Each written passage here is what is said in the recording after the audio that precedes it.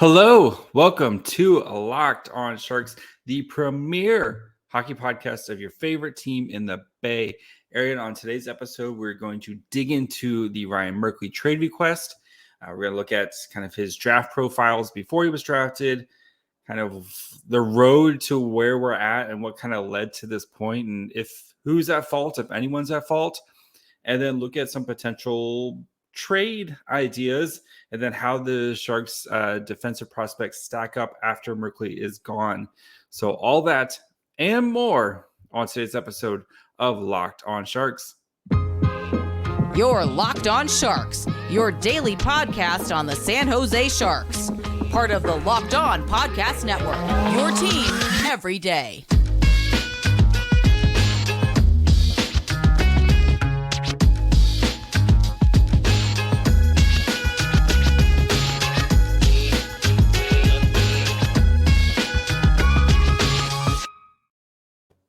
I'm your host, JD Young, contributor at Fear the Fin and San Jose Hockey Now. I want to thank you for making Locked on Sharks your first listen. We're free and available wherever you get podcasts. And of course, you can watch this on YouTube as well. If you haven't heard, Ryan Merkley has officially requested a trade. This was broke kind of first thing this morning.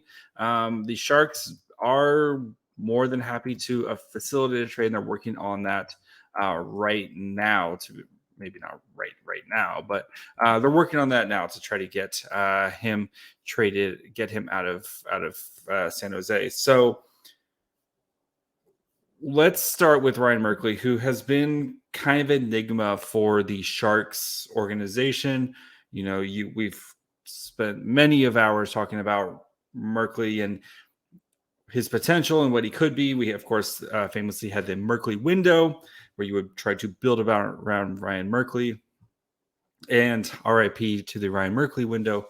But I thought this would be a good time to kind of start from the beginning, look back at Ryan Merkley and his pre-draft kind of draft profiles, how those read, kind of look at his road to San Jose and what's happened when he got in San Jose. And then at the end, going to kind of look at potential realistic trade. I feel like, little spoiler, I feel like with Merkley, this is one of those maybe problem child swaps where you look for another team maybe where they're not happy with their prospect, and you look at, hey, let's swap, maybe give some of these guys a fresh start and see what happens. Kind of like the Barabanov and Suomela trade. Of course, looking back, the Sharks easily won that, but Suomela's having a really great, I think he's the leading scorer in the SHL right now. But anyway, so want to kind of dig into that and then kind of re-rank or see where the rest of the Sharks defensive prospects lie after Merkley is traded. So again, Merkley hasn't officially been traded. At this point, it just seems like a matter of time, just because, he wants out. The Sharks seem like they're ready to move on. And when it comes to stuff like this isn't a failure on one person. This is a failure from an organizational level. And we'll dig into that a little bit, but I'm just kind of using this as a learning experience of what can the Sharks do differently when they have a player of kind of Ryan Merkley like. So let's start at the beginning, look at some of the draft profiles and see what we can learn now that, hindsight is, of course, 2020. So going back, digging through some of the draft profiles. So here's a good one. Roving playmaker from the blue line with excellent speed and superior understanding of the responsibility as a jump starter and attacker. Merkley is pure offense in every sense of the term. And it seems as everything he does with the puck has a cherry on top. He's a commanding presence who carries the puck as well as he dishes it out. And you can always count on him to find the open man, especially backdoor and off the rush. Merkley has a quick first step and also shifts speeds to routinely catch opponents flat-footed. It's hard to see the Wolves' attack survive without him, and he relies heavily on his quick, crisp breakout passes that trap the most aggressive of forecheckers. He owns a hard, accurate shot with a big windup. Merkley gets enough mustard on long-distance wristers to force goalies to lose control of rebounds. That's Steve Cornelius, the draft analyst. That sounds like Ryan Merkley, right? Peter Harleen of Dauber Prospects. Merkley is an excellent skater with an explosive first step, acceleration, high-end top gear, and shifty lateral agility. Merkley sees the ice offensively very well, an exceptional puck distributor, and generates offensive transition as good as any defenseman in his draft class. The concerns with Merkley are he's undersized, he struggles with physical battles against bigger, stronger opponents. The main concern is his inability to defend effectively. His reads in the defensive zone are weak, and he chases the play out of position. And when he has the puck on a stick, he's an elite player. But when the other team has possession, he becomes a liability. The question is, can he continue to develop as a defensive game and evolve similarly to Samuel Girard, or he failed to establish an adequate defensive skill set and cap out in the NHL or the AHL like one Tony DeAngelo. Tony DeAngelo, terrible person, but he's made himself plenty of money in the NHL. So here's Steve Clark, Niagara's Ice Dogs play-by-play. Every draft seems to have one of these, right? A guy with limitless potential and talent, but has also the ability to deliver self-inflicted wounds. Merkley is the easiest guy to break down in terms of strengths and weaknesses. The skating and offensive ingenuity are without question elite, and he can be a QB and can QB a power play. The defensive disasters and temperament are also obvious. He's caught up ice at times and makes some baffling decisions. Plus, there's a fact that he played Paul Bunyan and took a whack at someone, got a 3-game suspension. The comparable. It's a little Tony DeAngelo in him, a first-round draftee, but he's on his third team already. So again, what we've read in the draft profiles and what we've seen from Ryan Merkley pretty much lives up, right? You know, and going back with Ryan Merkley, right? It's that thing, right? There was concerns with his attitude and what type of player is he going to be, especially if things aren't working out for him. You know, if you go back, right, he played three juniors teams, which is frankly kind of unheard of, especially because you only really played juniors for 4 seasons. So he played for 3 teams, the Gulf Storm. He was traded to the Petersburg Petes, and then he was traded to the London Knights. Great season with the London Knights, you know, winning type of program, et cetera, et cetera. But, you know, he didn't make Team Canada when he was kicked off of Team Canada because of attitude issues, especially with guy of potential first-round pick usually is on Team Canada. I know Team Canada is very good, especially, you know, your World Juniors and stuff like that. Very good. Potential first-round picks, though, those guys are always on Team Canada. Let me look at this year's Team Canada, right? Is stacked with a bunch of guys. Ryan Merkley was kicked off because of attitude issues. And that seems to have followed him around. So before we kind of dig into the why, how do we get here? We're going to kind of look at the Ryan Merkley timeline, discuss the organizational failures from the Sharks and what the Sharks can learn from that. And then, of course, get into what a fair trade package would be for Ryan Merkley. Do want to take a quick break. Talk to you guys about our friends over at BetOnline. You guys know BetOnline is the #1 source for all your betting sports info, stats, news, and analysis. Get all the latest odds and trends for every professional and amateur league out there. You have pro football, right? Playoffs are going to be starting here in 2 weeks. You've got College Bowl. The national championship is on Monday. You've got basketball, professional, and college. You have World Juniors going on right now. A couple more days of that, at least. They've got you all covered at betonline.net. If you love sports podcasts, which you do because you're listening to one right now, you can find those over at BetOnline as well. They're the fastest and easiest way to get your betting info. So head to the website today or use your mobile device to learn more. BetOnline, where the game starts. Okay, so Ryan Merkley, we know, oozes talent in the offensive zone, gets in trouble in the defensive zone, red flags with potential attitude issues, right? And those things kind of have seemed to follow Merkley. And again, Merkley, he's a young player. I mean, think about when you were 22, 21, 22, right? That's fine. And just some people are just like that, you know. That's just how it is. So Merkley, though, so he played for 3 different teams in juniors. So it's 3 different head coaches. After his juniors, comes to San Jose, gets to play 2020-21 season. Of course, that's the COVID year, right? And I'm willing to throw, I've talked about it before on this podcast before, that year is weird for everyone. So remember, the Barracuda had you start the season, just like the Sharks, had you start the season in Arizona.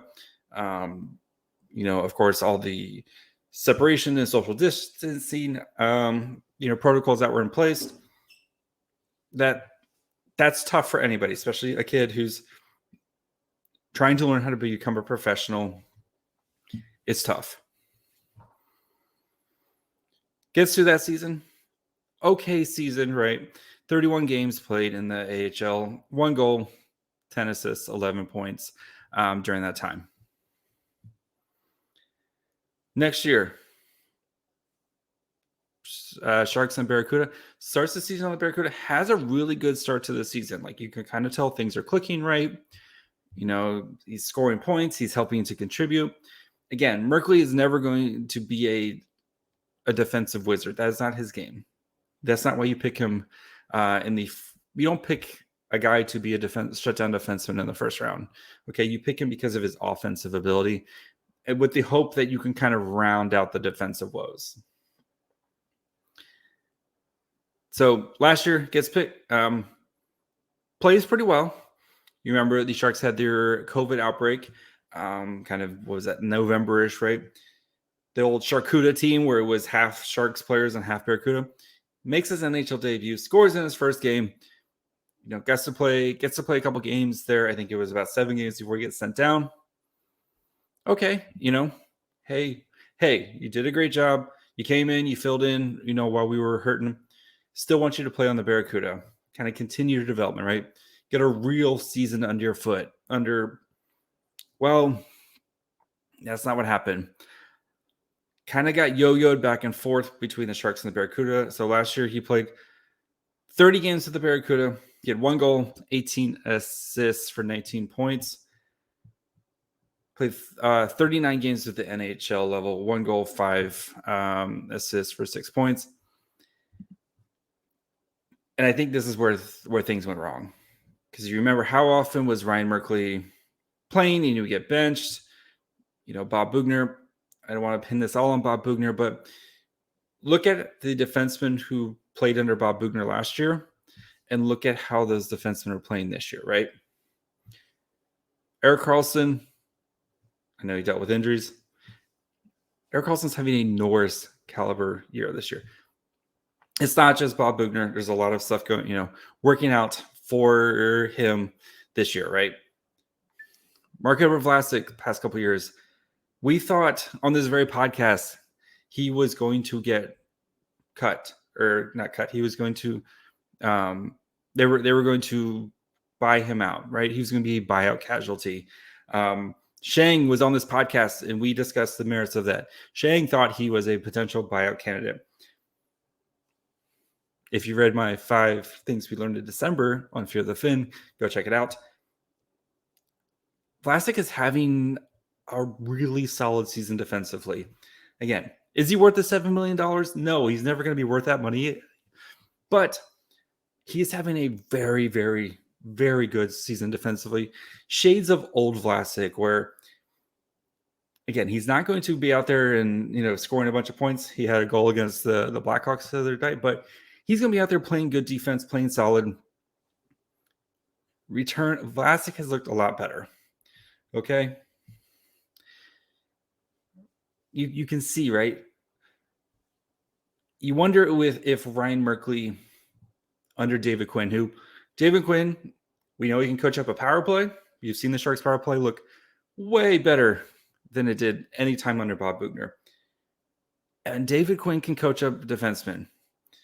In New York, he had Adam Fox, kind of bounced around a little bit, landed in New York, won a Norris. Keandre Miller, the pick right after Ryan Merkley. He's become a very, very solid defenseman for the Rangers. You wonder if Merkley kind of, say if Merkley had, he played his couple games and then spent most of his time in the Barracuda and continued to work on his development and not got yo-yoed around as much and kind of maybe had such a bad taste in his mouth.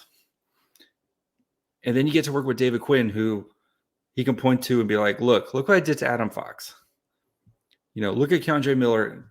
I know Miller and Merkley are super different styles of players, right? But you wonder if David Quinn got his hands on him for a little bit and was like, hey, just listen. I know you're going to make some mistakes. That's fine. We're going to work on trying to kind of even out those mistakes and try to, see what we can get out of you. But I mean, it's also a two-way street, right? We know about Merkley's attitude issues, and you have seen that if you've watched any of the Barracuda games. You kind of see some of the pictures. You kind of, just keep an eye on Twitter, especially the people who are at Barracuda games a lot, kind of taking pictures. And Merkley's just kind of disinterest into what's going on. And just that, I mean, Coach John McCarthy said it, the buy-in. I think that's the biggest thing. I think there's a lack of trust between the organization and Ryan Merkley on both sides. And we know the organization, they're going to let guys simmer right now. Under Doug Wilson, hey, boom, boom, boom, let's get you up as quick as possible and we'll kind of figure things out. Under Mike Greer, we're going to take our time and let you not call on you until you are ready to be called on. And you wonder if he just felt, hey, I played 40 games in NHL last year. Why am I not playing NHL games this year? And you look at that hole behind Erik Karlsson, right? That second pair defenseman felt very much like a Ryan Merkley could fill that hole. But the organization felt he wasn't ready. He must feel like he is ready. And I think that is where we are at right now. And I understand from both sides, right? I'm not trying to, no, I don't, both parties, with something like this, both parties could have done something better, right? And you think if Ryan Merkley maybe had a little bit better attitude, maybe, I don't know how clear, this is just me speculating, but maybe like the plan, if they were like, hey, I know you've had a rough go the past couple of years, being yo-yoed, not getting the time that you need to actually develop. This year, we want you to spend that time developing in the AHL, trying to become the best player you can be. And then we'll get you under David Quinn, let David Quinn work with you. Look at what David Quinn has done with X, Y, and Z. We think under Quinn, with Merkley, we think you can become, kind of Karlsson-esque, Karlsson light. See how Erik Karlsson does things? Erik Karlsson is not known for his defense, but he tries hard and he's usually in the right position. And so we want you to try to do that. And then Merkley, being a good soldier about it. And I know that can be tough, right? 3 years here in San Jose, and it kind of feels like your career is just kind of not moving forward. That's tough for anybody, right? When you kind of feel, we've all felt there, like you're stuck in a rut, you feel like things aren't going to get better. So, I think looking back at what's happened, a lot of different changes in the organization, maybe not a clear plan for Ryan Merkley and what is best for his development. And then from Ryan Merkley's side, being more patient, maybe buying in a little bit more to the system and what the organization wants. And I know the organization feels like it's a mess right now, but I feel like they kind of have a clear path of this is what's going to happen, right? We want to be very, very patient with our prospects. We're going to let some of these guys that we brought in kind of hold down the fort until we feel like our prospects are ready to take their jobs, basically. And then that way guys aren't yo-yoing back and forth like that we have seen before.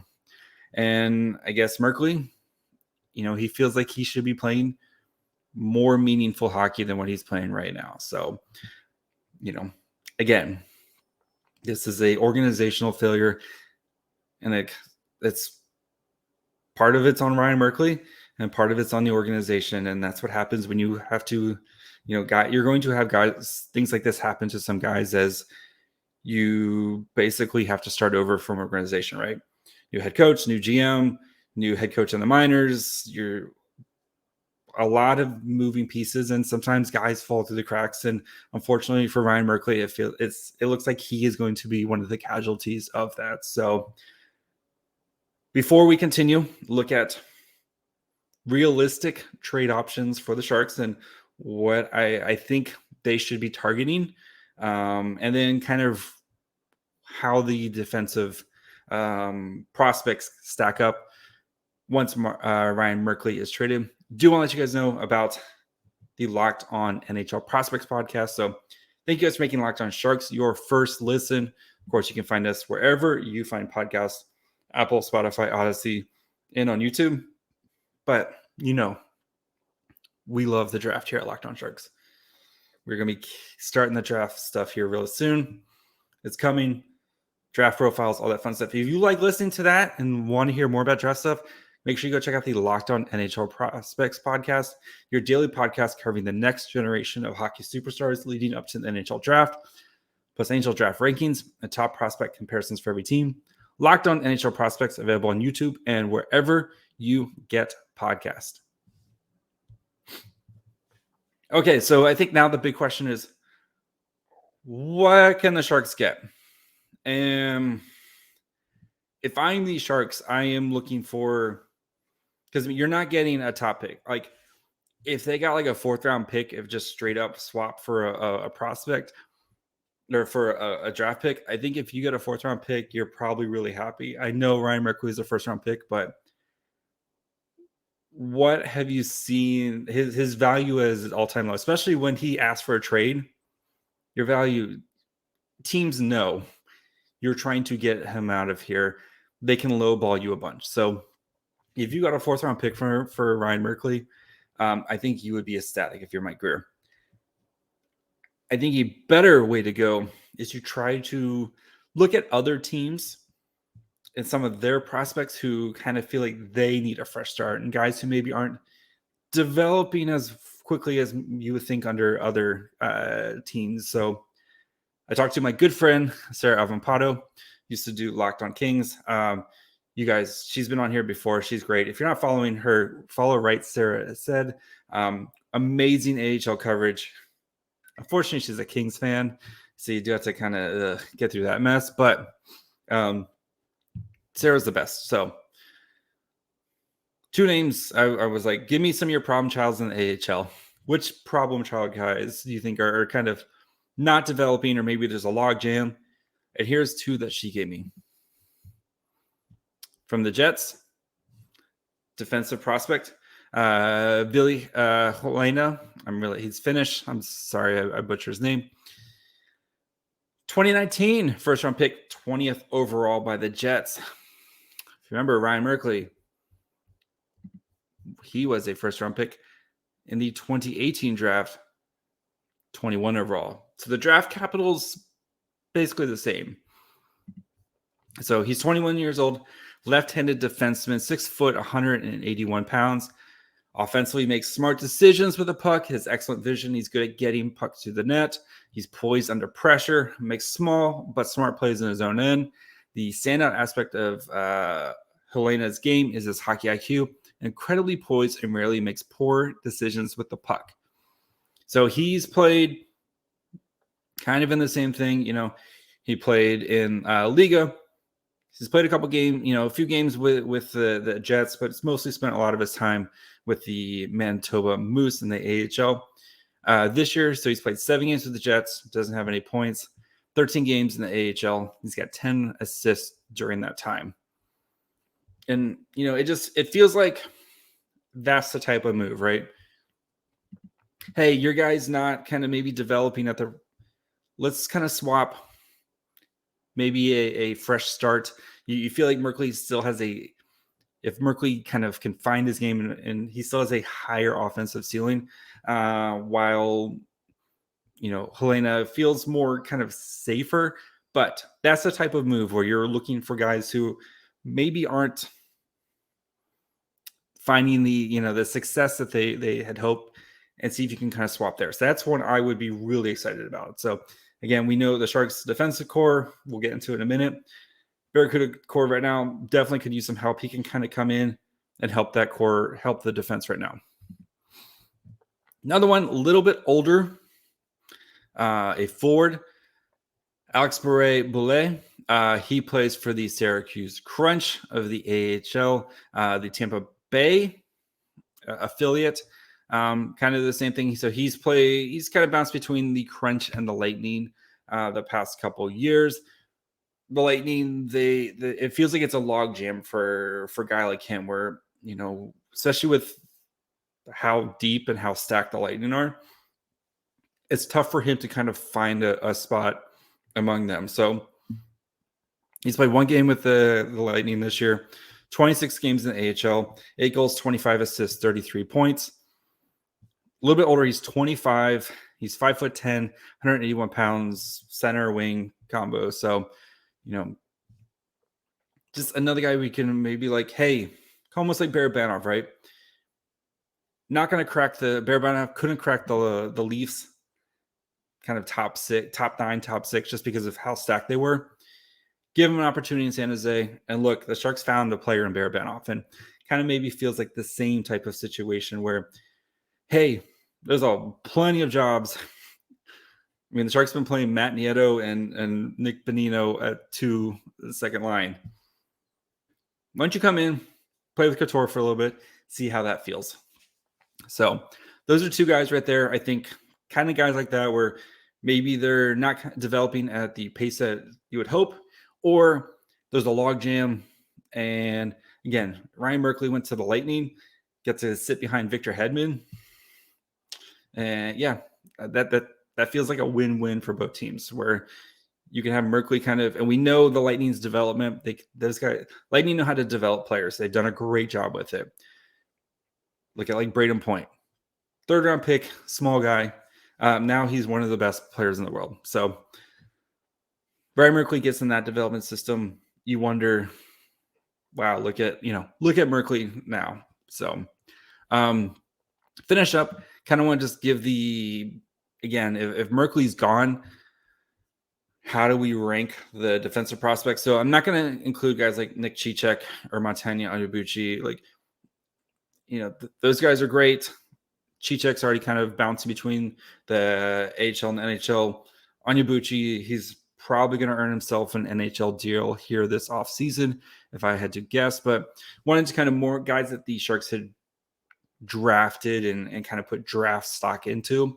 And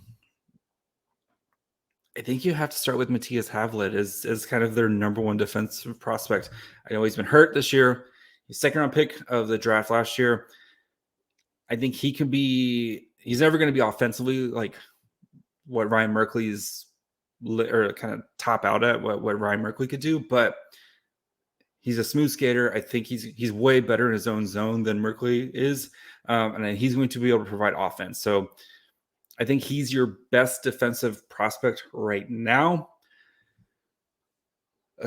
It's the Sharks are going to be picking defense. Spoiler: the Sharks are picking defense. Probably if they get another 1st round pick, they're probably going to pick a defenseman in the back half for the draft. If it's not their first pick in the 2nd round, I would be shocked if they don't pick a defenseman, because they need to work on the defensive pipeline. But I think Havlin, then would go Kanizev, Hadaka. I know those guys have both been kind of dealing with some injuries right now. Ganel Rock, I know he finally came back, played his first game tonight. So he's going to be more defensive defenseman than the other guys, but I think he can still provide you with plenty of offense. Maybe Evgeny Konechkov, who's been playing in the KHL. Jake Furlong. This is Michael Fisher, who hasn't even gotten to play a game this year. So that's kind of where you're at right now. And then it's, guys like Eli Barnett, who I think is going to be a stay-at-home defensive defenseman. Artem Gurov, who, again, stay-at-home defensive defenseman who likes to hit people. Yeah, that's pretty much kind of where we're at right now. So yeah, the Sharks are going to be spoiler. The Sharks are going to be picking a defenseman. Probably with there's whatever pick their second pick is, they're going to be picking a defenseman with it. So that's going to do it for me today. I know we keep waiting on the Timo Meier trade talk, but I figured Ryan Merkley topic. It's more, we can talk about Meier at any time. So that's going to do it for me. Follow me on Twitter at myfryhole. Follow the show on Twitter, Facebook, and Instagram at Locked On Sharks. You can listen wherever you get podcasts, Apple, Spotify, Odyssey, Amazon Music, wherever you can watch on YouTube. And until tomorrow, special friend coming on to do a mailbag episode. So until then, bye, friends.